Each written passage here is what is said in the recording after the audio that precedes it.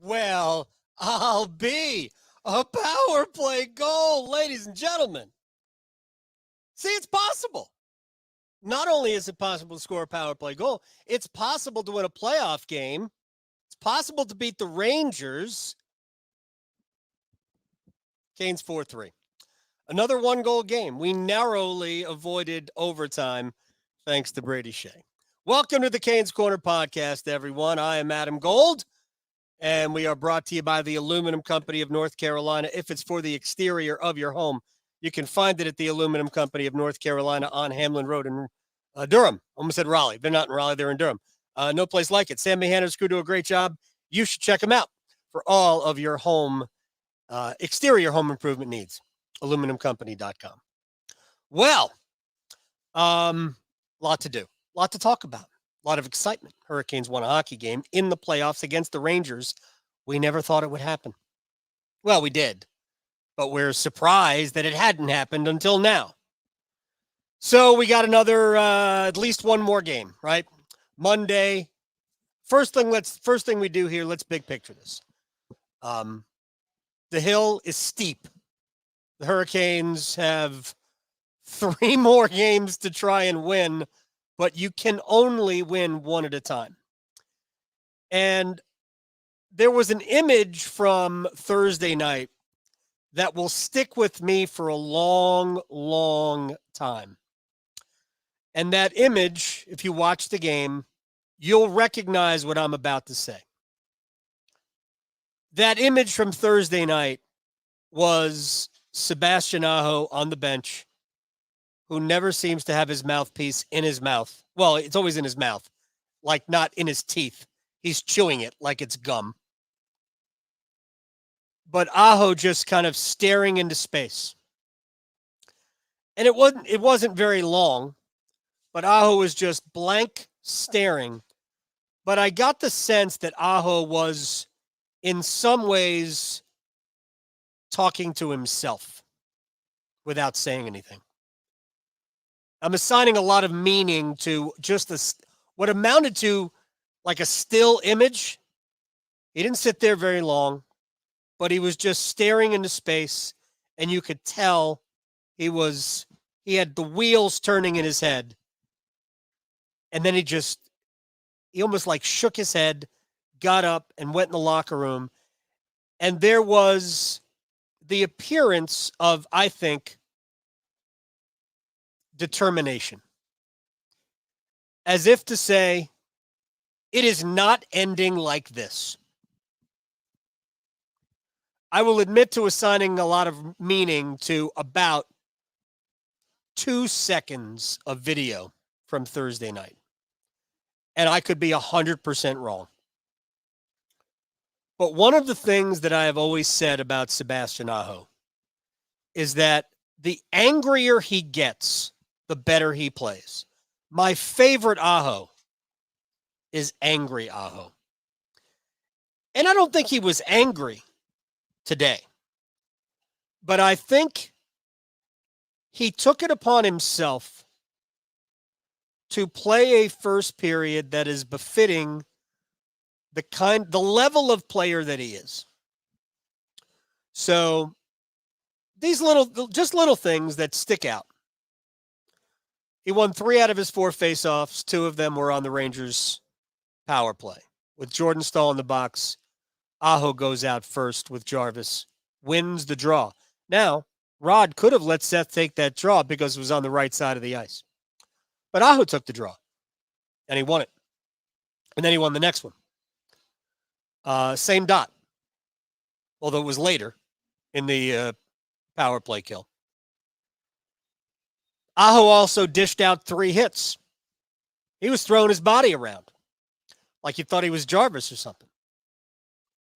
And he scored the goal that made it 3-1 and restored the 2-goal lead. I thought it was a leadership period. I thought it was a telling moment for Aho as not he develops, but as he emerges as this guy for the Hurricanes. I keep using the same analogy about Sebastian, but I'll use it again because I think it's appropriate. And I've gotten some pushback on Twitter. I'll explain why in a second. It's not what you think. To me, Sebastian Aho is like gumbo in that you just don't realize the heat until you've been eating it for a few spoonfuls, forkfuls, whatever. And my pushback was, you haven't had good gumbo. You could be right. But Aho, it just takes a while.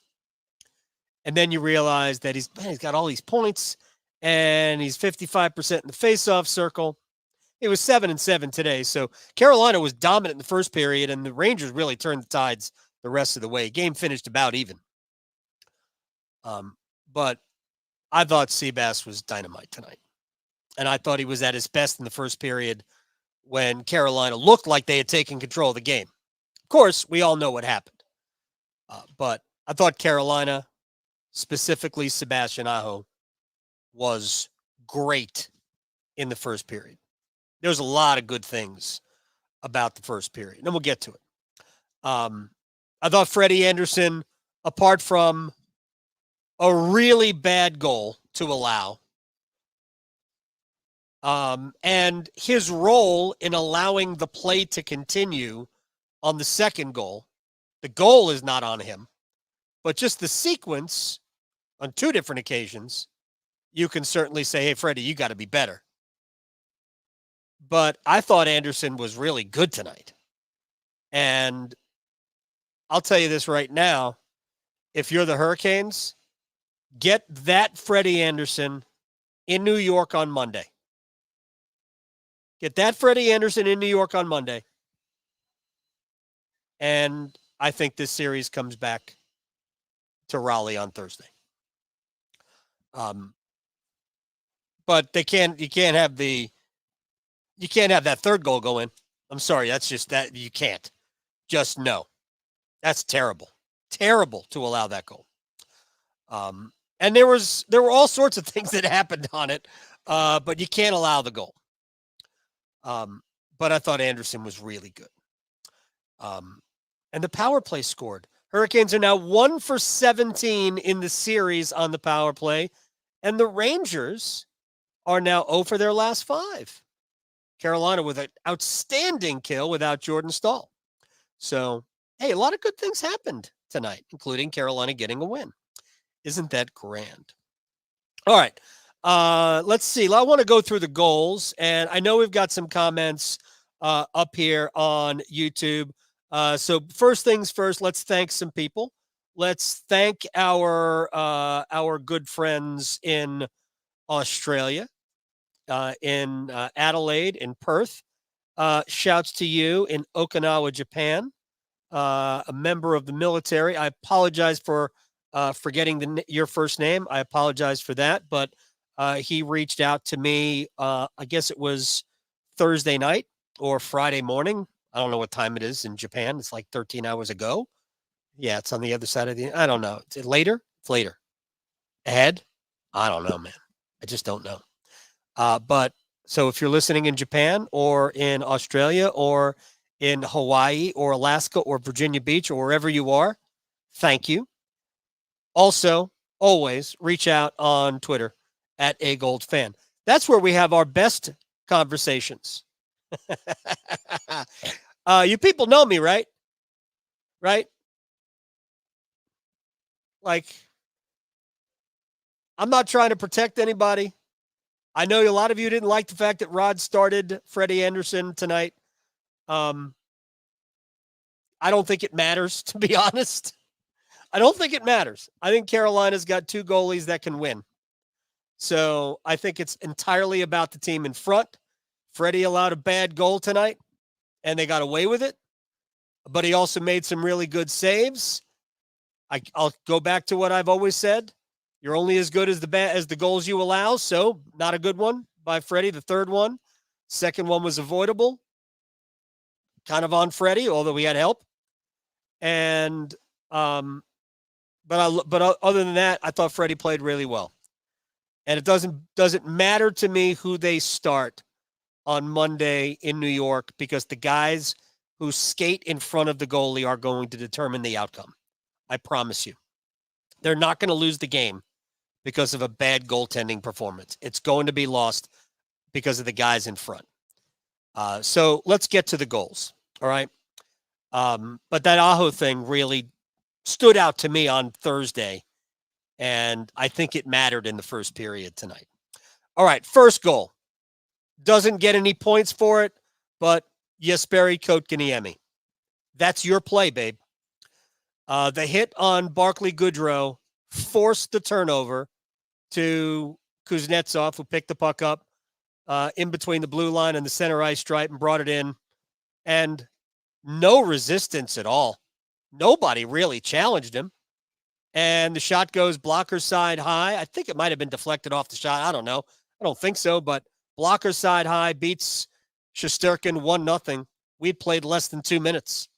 But that's a Kotkaniemi play. That's the physicality on Goodrow, and it was a very heavy first period by Carolina. So that hit creates the turnover, creates the goal, 1-0. Then we're about 4.5 minutes later, almost 5 minutes later, and Carolina they're doing what they do, right? Flinging pucks at the net. And this is why I know some of you don't like it, but this is what it does. There's a method to the madness. The shot isn't the scoring attempt, right? That's not the scoring chance. It's what happens after that. That's the scoring chance. So Teravainen's on the right side of the ice, flings it at the net. It's a save.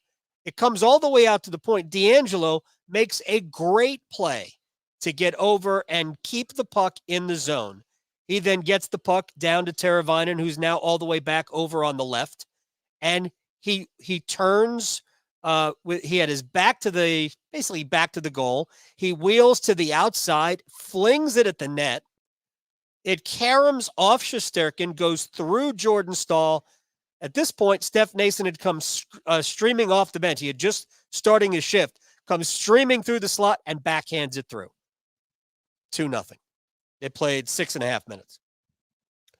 But those shots on goal, which are shots on goal, they add to Carolina's possession numbers, but there's a reason for them. But it's only good if you can get to the front of the net. And there are games where Carolina doesn't do a good enough job getting to the front of the net. And in those days, all those shots don't matter. But when you're getting to the front of the net, they do. And that's what happened there. Steph Noesen, where Steph Noesen is. And let's not forget Jordan Staal causing chaos in the mid. It's right, cause chaos. I don't work for the team, but I can use it. Good play. And good play all around. Again, DeAngelo to hustle and keep the puck in on the backhand.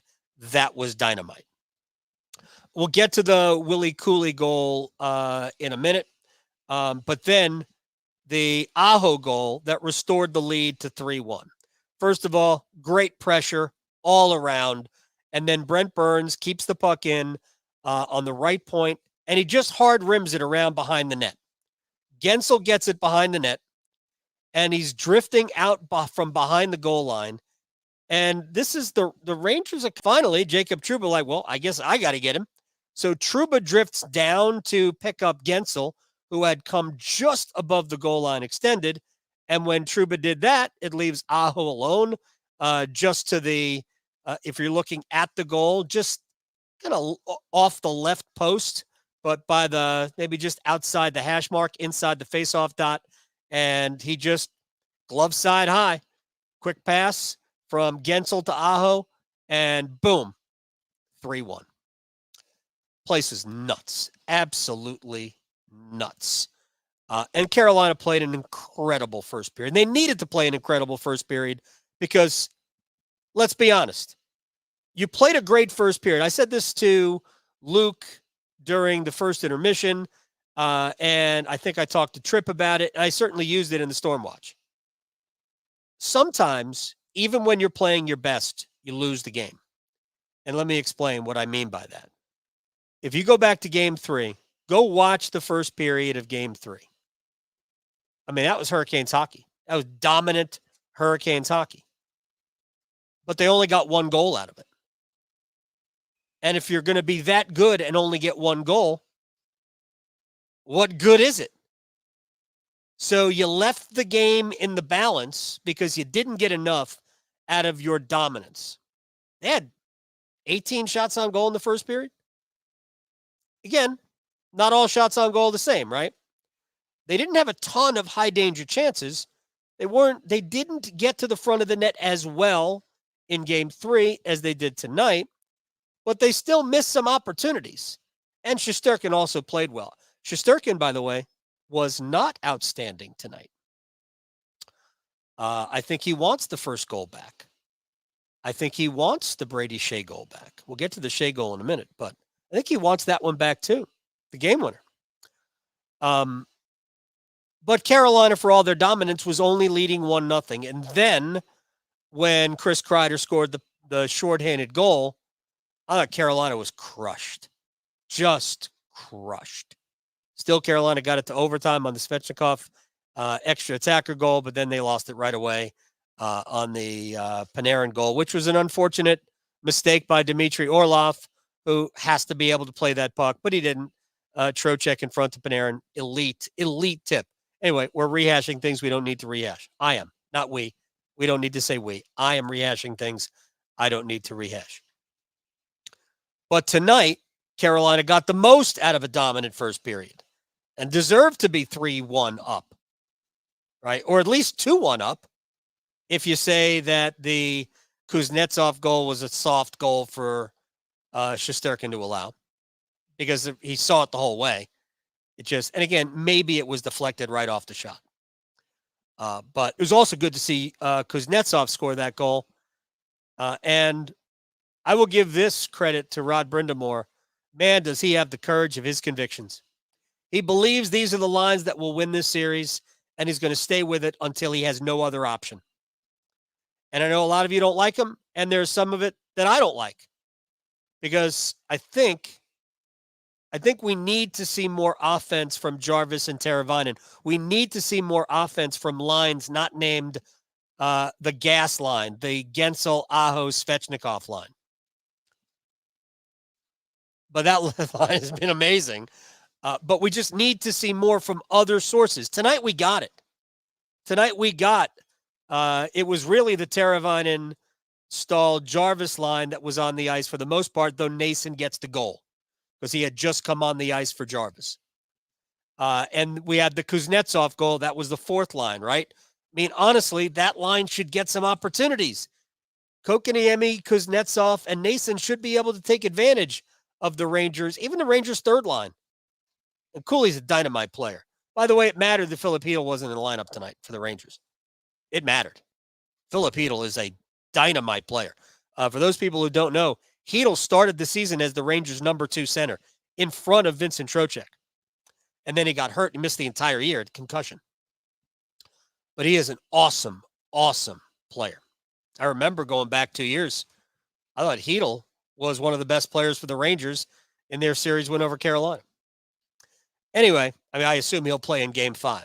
I thought it was interesting that even though Hedl couldn't go and he had replaced Matt Rempe in the lineup, Rempe didn't draw back in. They went with somebody else who barely played. Anyway, I digress.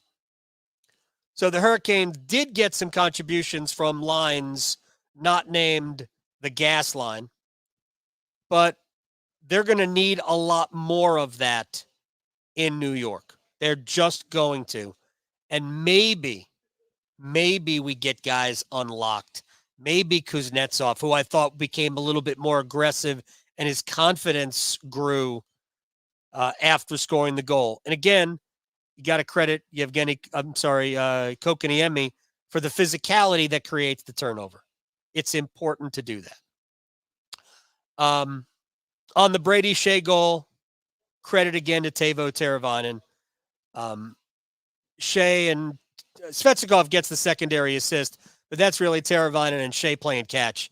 Teravainen gets it to Skjei, Skjei back to Teravainen, and Teravainen just drifts low enough Skjei moves over to where he has an angle. Teravainen, quick pass back, and right in Skjei's wheelhouse. Great shot. Jarvis is in front, but that's not really a screen. Shesterkin sees that the whole way. Jarvis did put his stick up to try to deflect it, but he didn't. I don't think he got it. We're still looking at it being a Brady Skjei goal. So, I mean, I could check to see if that's changed, but I don't think Jarvis got it. So, that's big time. And I think Carolina was somewhat fortunate that maybe they took advantage of Igor Shesterkin, who was not on top of his game tonight. I don't know, but I think Carolina will take it, don't you? All right, well, let me roll through some things here. Brian wants to know Piotr in Game 5. I mean, maybe, but I don't think so. I think it'll be Andersen in Game 5. But I said before, I don't think it matters. I don't. I thought Piotr played really well on Thursday, and I think Andersen played really well tonight. I want to go through real quick. Want to go through some of the saves. Andersen in the second period alone. Kreider in tight in front. I mean, it's because Kreider's free, even though there's a defender there. Kreider's got a clean look. Andersen, great pad save. Then Lindgren comes in, cuts. There's almost back-to-back odd man chances for the Rangers. Carolina didn't play a good second period. They kind of got away with it. They had their own scoring chances, but, man, I think the Rangers might have had a couple more. Lindgren, like, he's probably 15 feet out, and Andersen just gets enough of the blocker on it to knock it over the bar. Just great save on Lindgren. Then Alexis Lafreniere, who scored the bad goal, he's coming in on a 2-on-1. He cuts into the middle of the ice. There's some traffic there, and Andersen gets a glove to it. I mean, really dynamite save. Then 2-on-1, it's Capo Caco, and I believe it was Willie Cooley on the left side. I think the highlight might have said Alexander Wenberg, but I think it was Willie Cooley. Either way, doesn't matter who it is. It was a great save to get over and stop it. And then in the third period, it's 3-3. You've given up a crappy goal. And Jacob Trouba's making a net, like a middle lane rush to the goal. There's a puck that gets floated through, and Trouba, like, deflects it down. And Andersen gets there. That was a great save on a bouncing puck. A great save.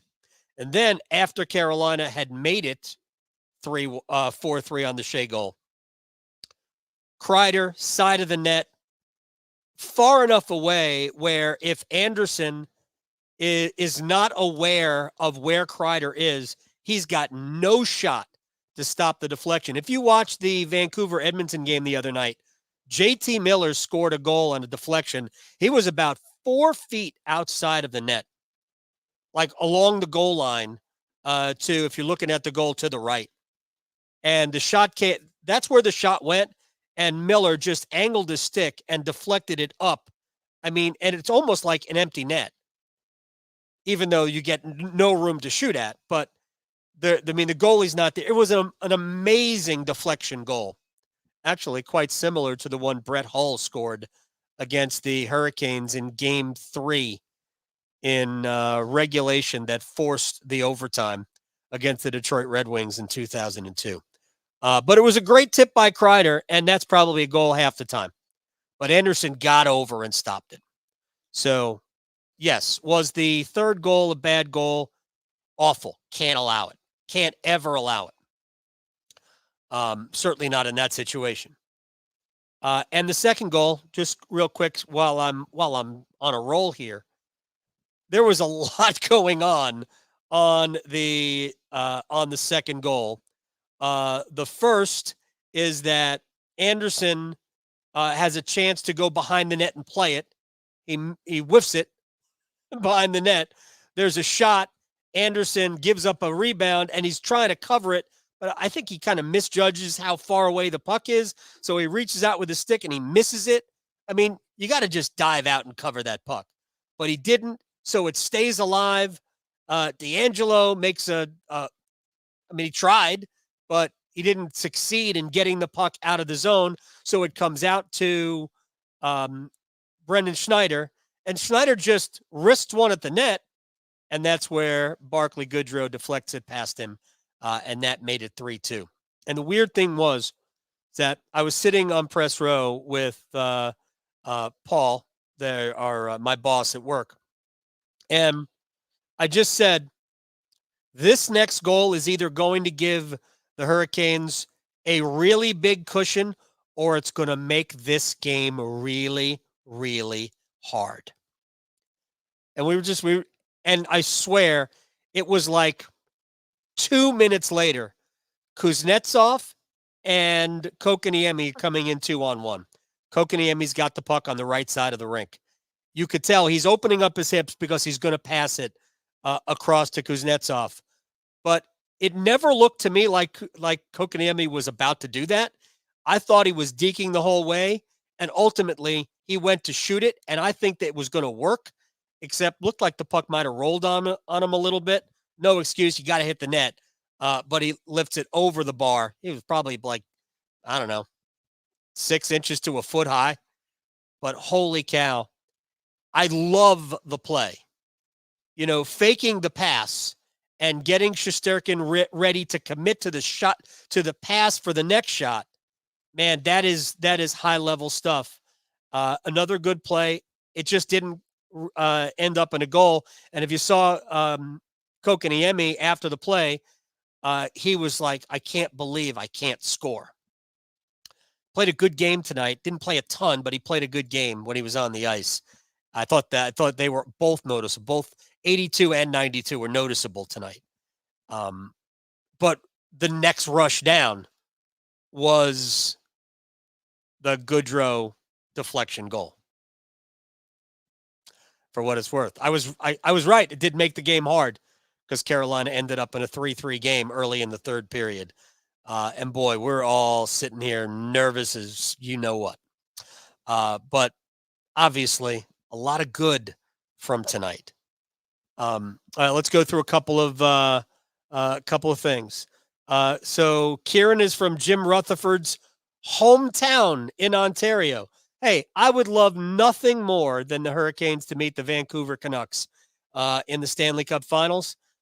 Jim Rutherford is one of my favorite human beings of all time. Absolutely love them. He's in the Hall of Fame for a reason. Robert, Brett Pesce update. D'Angelo struggled tonight.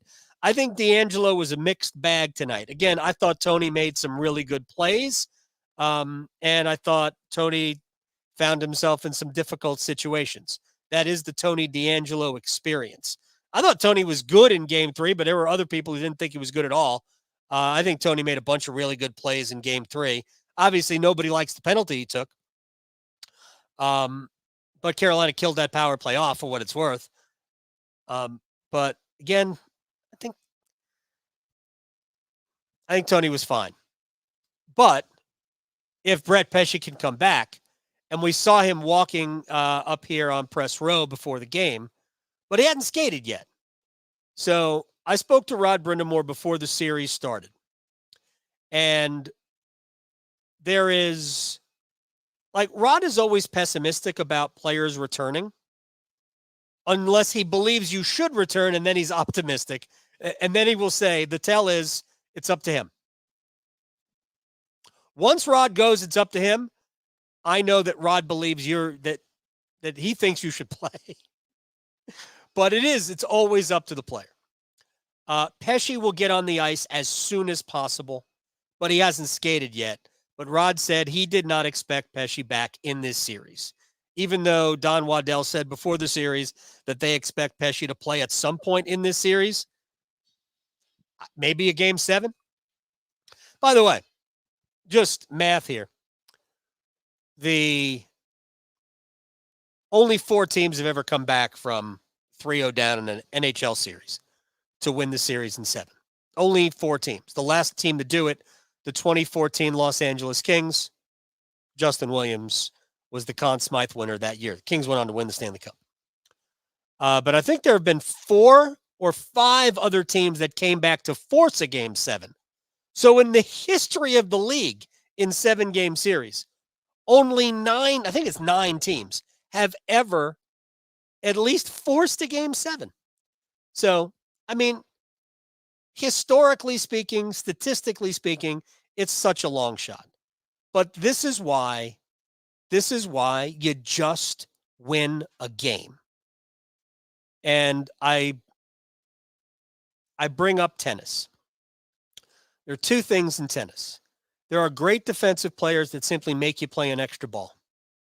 Here, I got to it. You thought you had a winner? I got to it. Now play another one. All right, here's one more. Play another one. And that's what Carolina's trying to do here.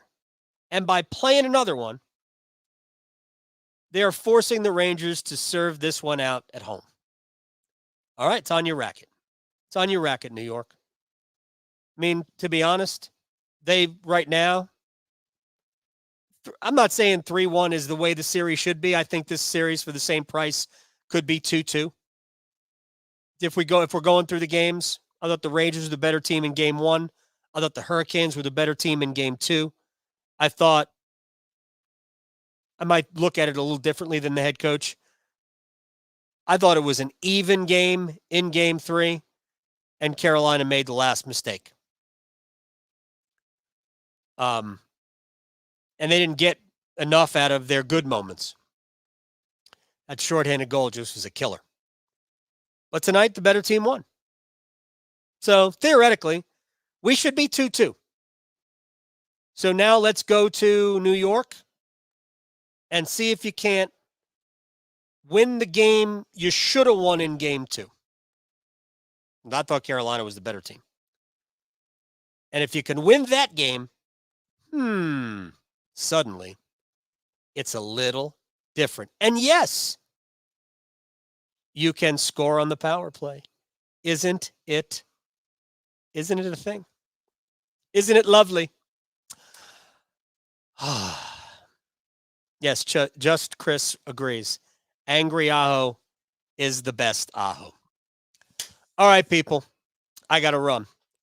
I appreciate your time wherever you are taking this in. We're brought to you by the Aluminum Company of North Carolina. If it's for the exterior of your home, you can find it at the Aluminum Company of North Carolina on Hamlin Road in Durham, aluminumcompany.com.